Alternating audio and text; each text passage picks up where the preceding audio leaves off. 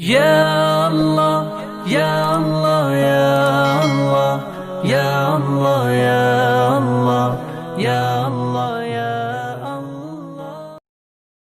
Alhamdulillahi nahmaduhu wa nasta'inuhu wa nastaghfiruhu wa nu'minu bihi wa natawakkalu alayhi ونعوذ بالله من شرور أنفسنا ومن سيئات أعمالنا من يهده الله فلا مضل له ومن يضلله فلا هادي له ونشهد أن لا إله إلا الله وحده لا شريك له ونشهد أن سيدنا ومولانا محمدًا عبده ورسوله أما بعد فأعوذ بالله من الشيطان الرجيم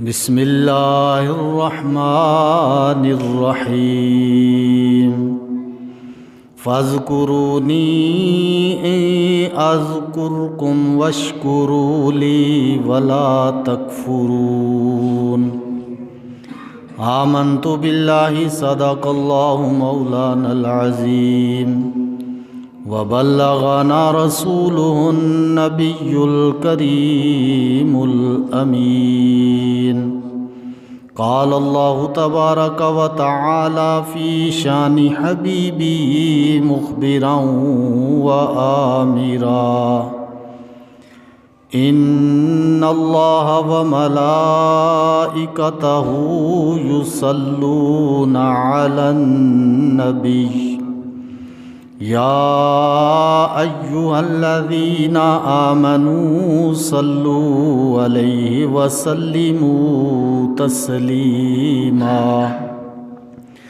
اللهم صل على سيدنا ومولانا محمد وعلى آل سيدنا ومولانا محمد وأصحاب سيدنا ومولانا محمد وبارك وسلم مولاي صل وسلم دائما أبدا على حبيبك خير الخلق كلهم هو الحبيب الذي ترجى شفاعته لكل هول من الأهوال مقتهم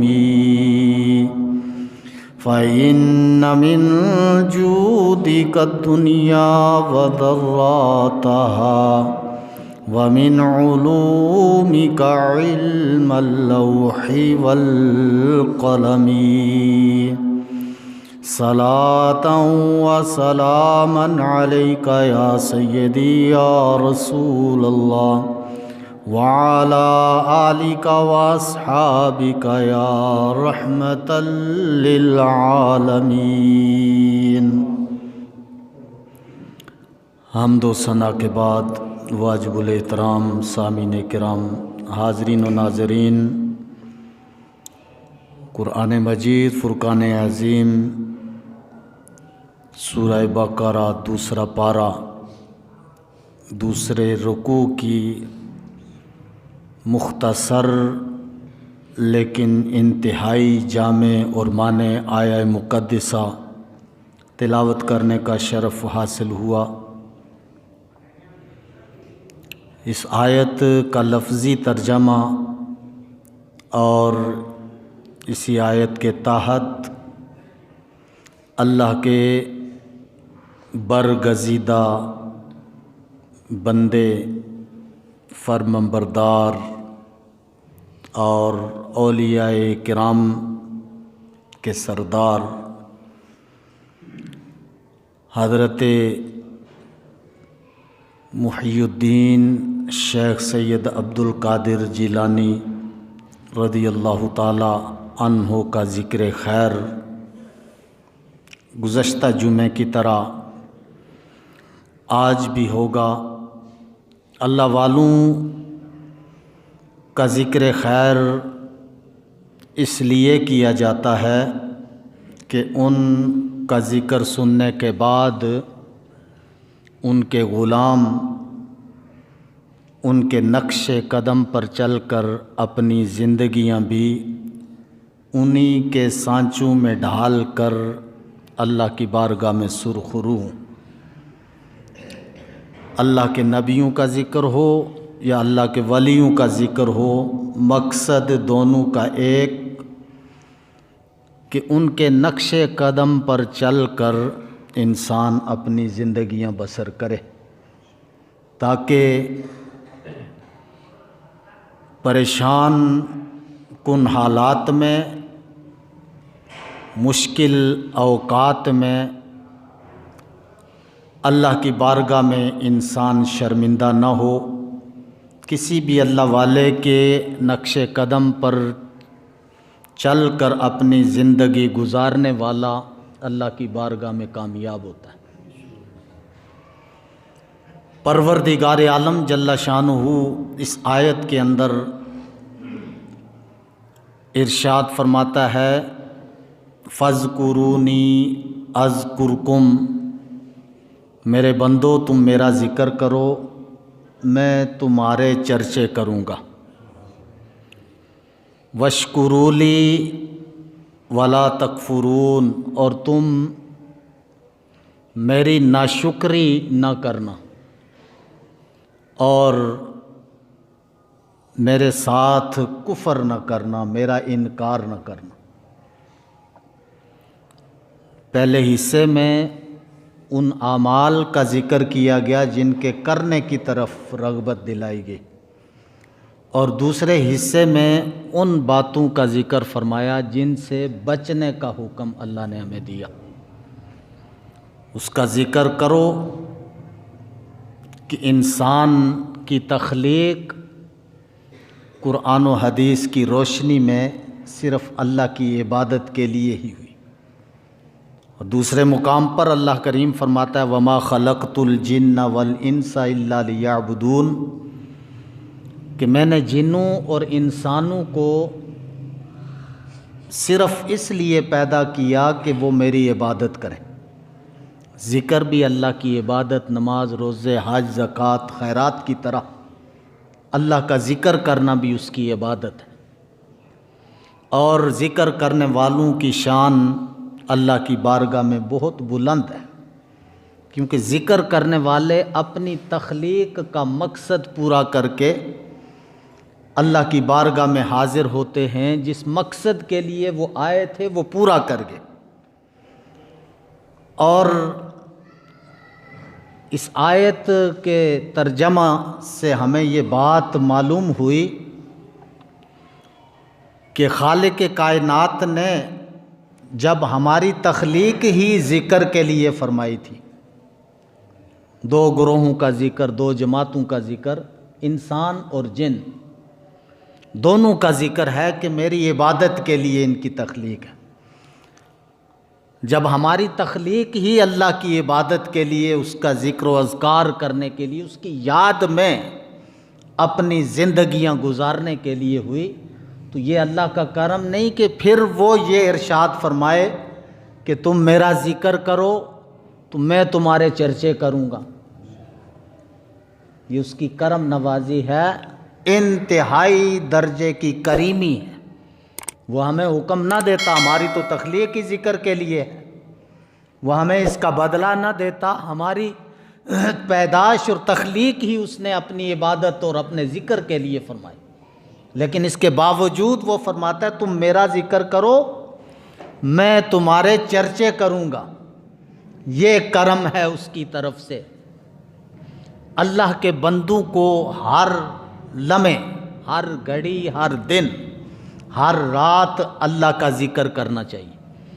ہم نے ذکر کے مقامات کو پس پشت ڈال دیا اور ان مراکز کو اپنا محور بنا لیا کہ جہاں شیطان نے ڈیرے جمائے ہوتے ہیں، اور ان مجالس کے اندر ہماری اولاد، ہمارے دوست و احباب جوک در جوک جاتے ہیں جن کا فائدہ کچھ نہیں.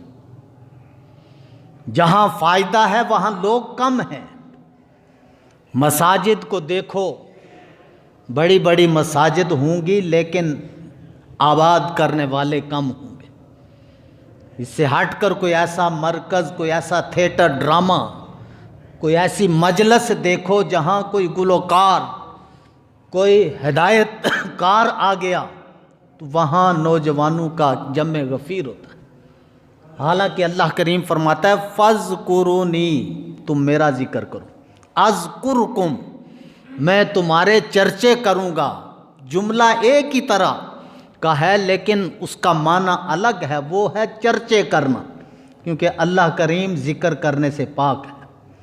اس کا ذکر کیا ہوگا کہ جو بندہ اس کا ذکر کر جائے گا تو اللہ کریم اس کے چرچے اس کے مرنے کے بعد بھی جاری رکھے گا اور قیامت تک یہ سلسلہ جاری اور ساری رہے گا.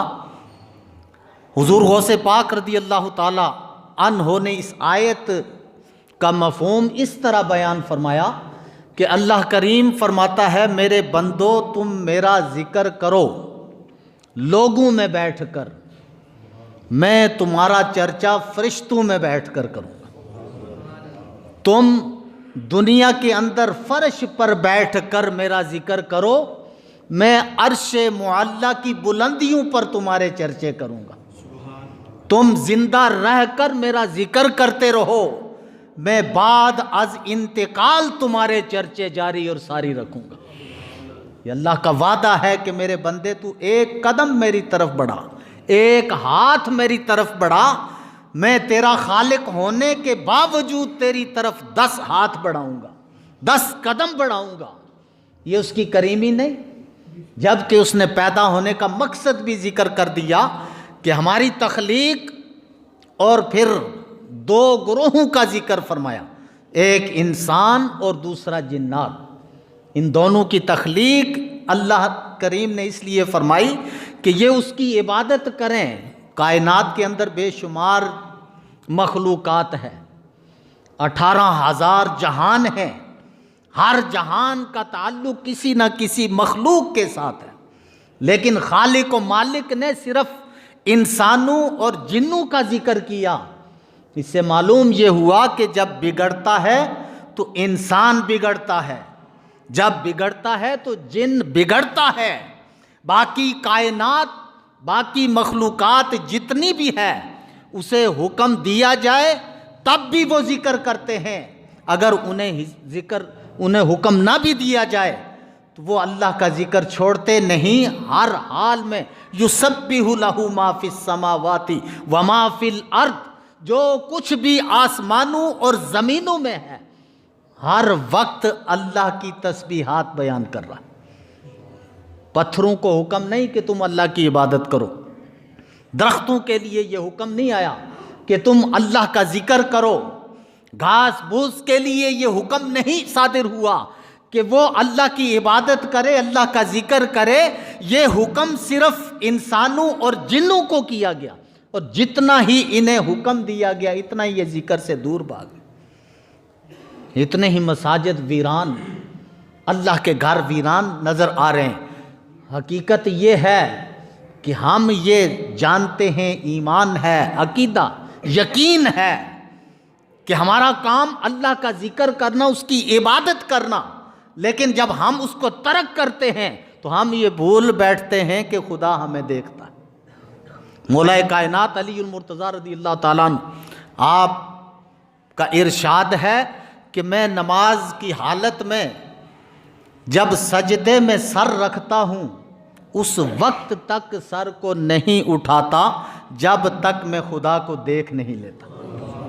انسان کا منصب اور انسان کی منزل تو یہ ہے، اور نماز کی حالت تو بالخصوص اللہ کے محبوب علیہ الصلوۃ والسلام ارشاد فرماتے ہیں کہ نماز وہ عبادت ہے جس کے اندر ایک بندہ زمین پر، فرش پر کھڑے ہو کر سجدہ ریزیاں کر کے، قیام کر کے، رکوع کر کے، سجود کر کے وہ اللہ سے ہم کلام ہوتا ہے. لیکن ہم پر کبھی یہ کیفیت طاری نہیں.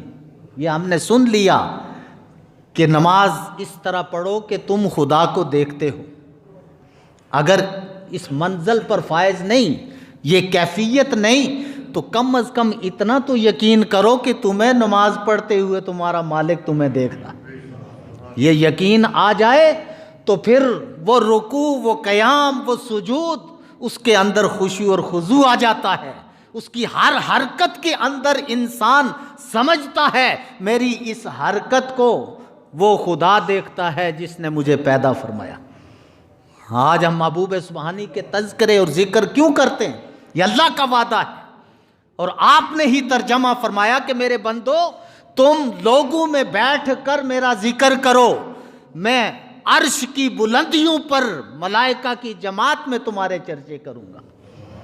تم فرش پر بیٹھ کر لوگوں میں میرا ذکر کرو، میں ملائکہ کی پاکیزہ جماعت اور نبیوں کی جماعت میں تمہارے چرچے کروں گا. اندازہ کرو وہ خدا ہم پر کتنا مہربان ہے، کتنی کریمی اور کتنی رحیمی ہے کہ ہماری تو تخلیق ہی اس لیے تھی کہ ہم اس کا ذکر کریں، لیکن اس کے باوجود وہ حکم دیتا ہے ذکر کرو، اور اس کا صلہ نتیجہ یہ ملے گا کہ تمہارے چرچے میں خود خالق نبیوں میں بھی کروں گا، فرشتوں میں بھی کروں گا. تم زمین کی پستیوں میں میرا ذکر کرو گے، میں عرش معلیٰ کی بلندیوں میں تمہارے چرچے کروں گا. حضور غوث پاک رضی اللہ تعالیٰ زندگی بھر اللہ کا ذکر کرتے. آج ہم ان کے چرچے کیوں کرتے ہیں؟